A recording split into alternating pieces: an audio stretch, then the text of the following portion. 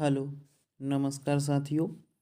एक बार फिर आप लोगों का स्वागत है मेरे इस यूट्यूब चैनल में। तो आज के इस वीडियो में देखेंगे साथियों, हम लोग बिहार डीएलएड एंट्रेंस एग्ज़ाम 2025 से संबंधित साइंस के कुछ महत्वपूर्ण प्रश्नों को साथियों, जो आप लोगों के बिहार डीएलएड एंट्रेंस एग्ज़ाम 2025 में सीधे पूछे जा सकते हैं। साथियों, यदि आप लोग मेरे यूट्यूब चैनल पे नए हैं तो इसे सब्सक्राइब ज़रूर करें और अपने दोस्तों के बीच भी शेयर करें। तो चलिए बिना देरी किए हुए चलते हैं आज के पहले प्रश्न की ओर।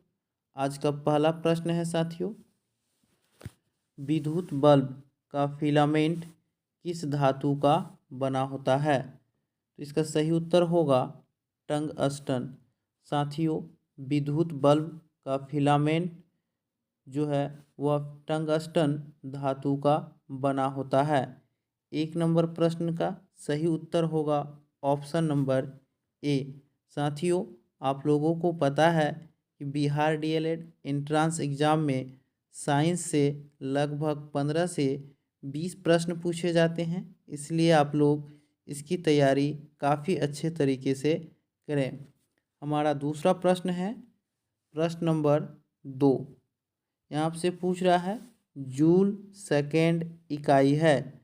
ऑप्शन ए है आवृत्ति की, ऑप्शन बी है ऊर्जा की, ऑप्शन सी है वेग की और ऑप्शन नंबर डी है कोणीय संवेग की। तो इसका सही उत्तर होगा कि जूल सेकेंड जो है वह ऊर्जा की इकाई है, इसलिए 2 नंबर प्रश्न का सही उत्तर होगा option number B, joule second ऊर्जा की इकाई है। चलते हैं प्रश्न नंबर 3 की ओर साथियों। प्रश्न नंबर 3 है कि ताप मापने की इकाई क्या है? ऑप्शन नंबर ए है तापक्रम, ऑप्शन बी है कैलोरी, ऑप्शन सी है सेल्सियस, ऑप्शन डी है इनमें से कोई नहीं। तो इस प्रश्न का जो सही उत्तर होगा साथियों वह होगा ताप मापने की इकाई जो है वह सेल्सियस है। ऑप्शन नंबर सी 3 नंबर प्रश्न का सही उत्तर होगा। हमारा अगला प्रश्न है साथियों प्रश्न नंबर 4। यहाँ आपसे पूछ रहा है निम्नलिखित में से कौन सा एक मूल कण नहीं है? इलेक्ट्रॉन, प्रोटॉन, न्यूट्रॉन या ड्यूट्रॉन। तो इसका जो सही उत्तर होगा साथियों, तो इलेक्ट्रॉन, प्रोटॉन और न्यूट्रॉन जो है वह मूल कण है, लेकिन ड्यूट्रॉन नहीं है। तो प्रश्न नंबर 4 का सही उत्तर होगा ऑप्शन नंबर डी, ड्यूट्रॉन। हमारा अगला प्रश्न है साथियों प्रश्न नंबर 5 है। यहाँ आपसे पूछ रहा है कि शीत गृह में शीतलन हेतु प्रयुक्त की जाने वाली गैस है। तो 5 नंबर प्रश्न कह रहा है कि कोल्ड स्टोरेज में जो है वह शीतलन के लिए प्रयुक्त की जाने वाली कौन सी गैस है? तो इसका सही उत्तर होगा अमोनिया। साथियों, शीतगृहों में शीतलन हेतु अमोनिया गैस का प्रयोग किया जाता है। इसे आप लोग ज़रूर ध्यान में रखेंगे। ये काफ़ी इम्पोर्टेंट प्रश्न है साथियों आपके एग्ज़ाम के दृष्टिकोण से। हमारा अगला प्रश्न है प्रश्न नंबर 6।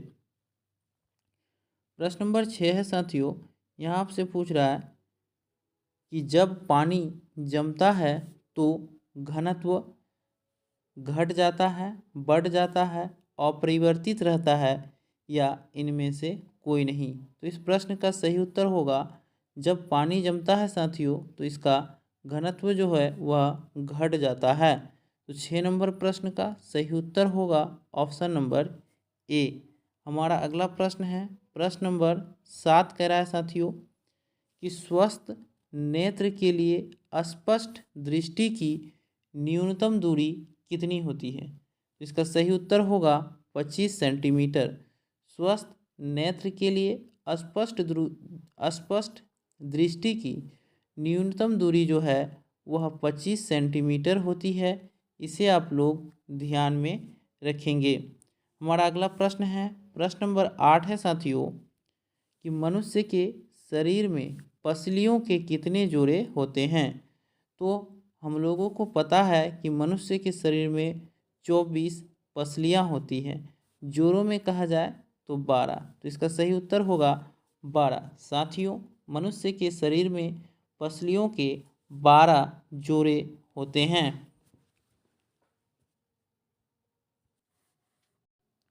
चलते हैं प्रश्न नंबर 9 की ओर। प्रश्न नंबर 9 है साथियों, यहाँ आपसे पूछ रहा है कि शरीर की सर्वाधिक प्रबल अस्थि होती है। तो इसका सही उत्तर होगा जबड़े की। शरीर की सर्वाधिक प्रबल अस्थि जो है साथियों, वह जबड़े की अस्थि होती है। यानी हमारे शरीर की सबसे मजबूत अस्थि जबड़े की अस्थि होती है, इसे ध्यान में रखेंगे। तथा सबसे मजबूत जो होती है अस्थि वह जांघ की होती है। हमारा अगला प्रश्न है, प्रश्न नंबर 10 है साथियों,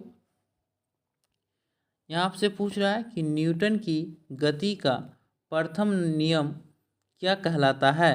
ऑप्शन ए है संवेग संरक्षण का नियम, ऑप्शन बी है जड़त्व का नियम, ऑप्शन सी है गतिशीलता का नियम, ऑप्शन डी है इनमें से कोई नहीं। तो इस प्रश्न का सही उत्तर होगा साथियों, न्यूटन की गति का प्रथम नियम जो है वह जड़त्व का नियम कहलाता है।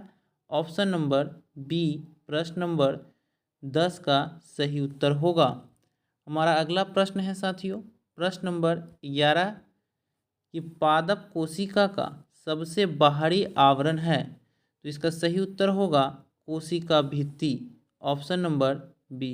साथियों, यदि आप लोग सरकारी कॉलेज पाना चाहते हैं तो आप लोग अपनी तैयारी को ज़्यादा से ज़्यादा मजबूत करें और इस चैनल के माध्यम से आप लोगों को इतनी तैयारी करवा दी जाएगी जिससे आप लोगों को सरकारी कॉलेज मिल सके। साथियों, इस चैनल के माध्यम से सिर्फ इम्पोर्टेंट प्रश्नों को ही बताया जाता है जो आपके बिहार डीएलएड एंट्रेंस एग्ज़ाम 2025 में आने की संभावना काफ़ी हद तक होती है। हमारा अगला प्रश्न है, प्रश्न नंबर 12। यहाँ आपसे पूछ रहा है कोशिका सिद्धांत किसके द्वारा प्रस्तुत किया गया था। तो इसका सही उत्तर होगा स्लाइडेन एवं स्वान, ऑप्शन नंबर ए। साथियों, कोशिका सिद्धांत जो है वह स्लाइडेन और स्वान के द्वारा प्रस्तुत किया गया था। कोशिका का खोज जो है साथियों वह रॉबर्ट हुक ने किया था। इसे भी आप लोग ध्यान में रखेंगे। हमारा अगला प्रश्न है, प्रश्न नंबर 13। यहाँ आपसे पूछ रहा है निम्नलिखित में से किसे कोशिका का पावर हाउस कहा जाता है। प्रश्न नंबर 13 आपसे कह रहा है साथियों कि कोशिका का पावर हाउस किसे कहा जाता है। तो इसका सही उत्तर होगा माइटोकॉन्ड्रिया। माइटोकॉन्ड्रिया को साथियों कोशिका का पावर हाउस कहा जाता है। तो 13 नंबर प्रश्न का सही उत्तर होगा ऑप्शन नंबर बी। इसे आप लोग जरूर याद रखेंगे साथियों। हमारा अगला प्रश्न है, प्रश्न नंबर 14। प्रश्न नंबर 14 कह रहा है निम्नलिखित में से कौन सा जल प्रदूषण का प्रमुख कारण है। ऑप्शन ए है सिंचाई, बी है स्नान करना, ऑप्शन सी है औद्योगिक कचरा और ऑप्शन डी है इनमें से कोई नहीं। तो साथियों, जल प्रदूषण का जो सबसे मुख्य कारण होता है वह होता है औद्योगिक कचरा, यानी प्रश्न ऑप्शन नंबर सी। 14 नंबर प्रश्न का सही उत्तर होगा ऑप्शन नंबर सी। औद्योगिक कचरा जो है जल प्रदूषण का सबसे प्रमुख कारण है।